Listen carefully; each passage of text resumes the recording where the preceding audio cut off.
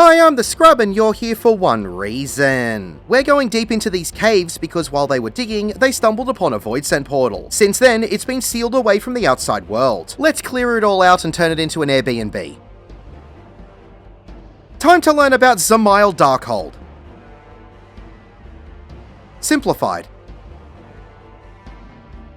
If you're using the duty support system, I'd recommend single pulling this dungeon. Follow the path of the cave down until you reach the open area. Turn left and pick up the pair of enemies. Go through the opening and turn right where you'll see a trio of enemies next to crystals. You can stop here and kill everything. Then follow the path down and around to the left before taking the next right when you reach the next set of enemies. Pick up these enemies and continue around the corner until you come to an open room. You can either stop here and kill everything before moving into the room if you wish. Inside this open room, there will be distance attacking enemies. Tanks, if you want to group them all up easier, head to the very corner of the room between the two ladders. If you stay here for a few seconds, all of the enemies will get closer to try and hit you. When everything has been defeated, head through the opening on the far side of the room and it's first boss time. Blustering Blink is a straight line AoE directed towards a random party member. Just move to the side to dodge it. Void Matter will spawn two sets of 3 AoEs around the outside of the arena in a triangle-like pattern and then spawn a single AoE in the middle of the arena. You'll need to stand in the middle of the arena where the last AoE spawned in and wait for the first set of AoEs to go off before moving into them to dodge the rest of the AoEs. And Eyes on Me is a room-wide AoE. Mechanics will repeat until the All-Seeing Eye has been defeated.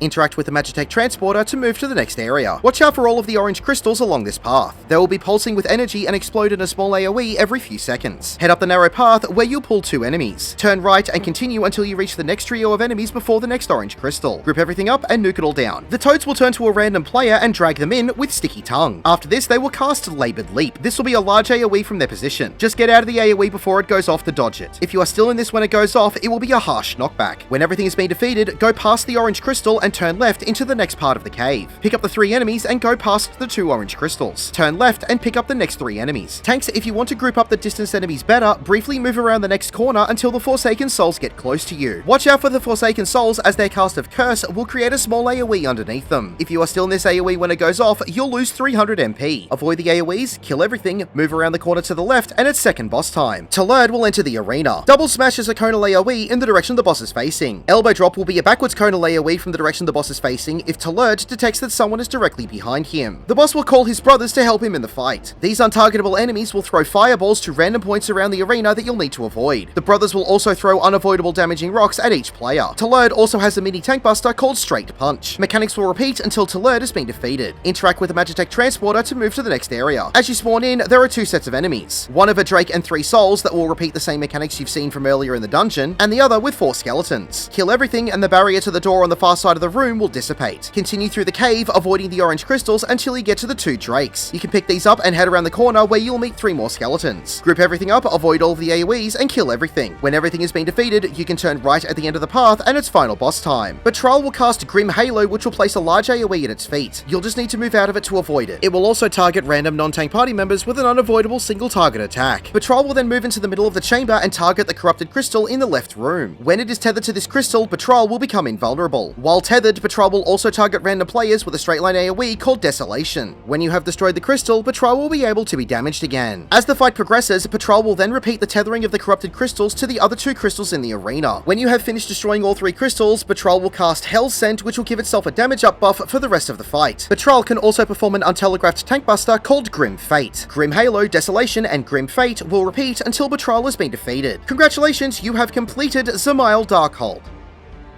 My name is the Scrub. Thank you for watching.